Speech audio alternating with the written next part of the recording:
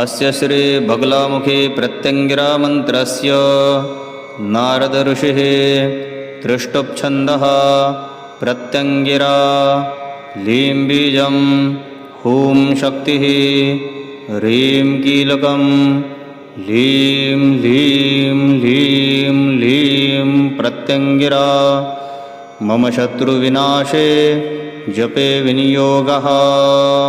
अथ मन्त्रः ॐ प्रत्यङ्गिराय नमः। प्रत्यङ्गिरे सकलकामान् साधय मम रक्षां कुरु कुरु।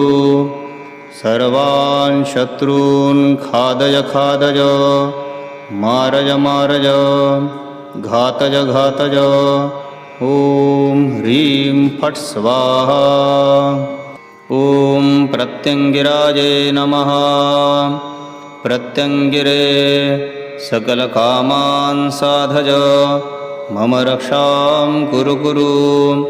सर्वान् शत्रून् खादय खादय मारय मारय घातय घातय। ॐ ह्रीं फट् स्वाहा।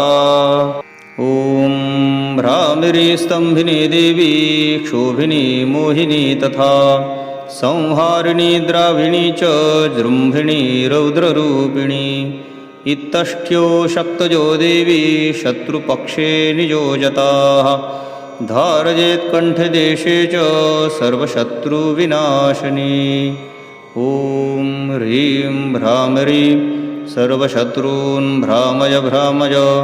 ॐ ह्रीं स्वाहा।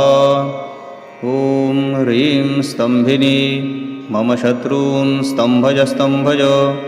ॐ ह्रीं स्वाहा। ॐ ह्रीं क्षोभिणी मम शत्रून् क्षोभय क्षोभय।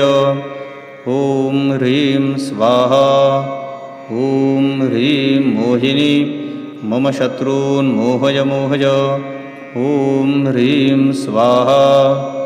ॐ ह्रीं संहारिणी मम शत्रून् संहारय संहारय।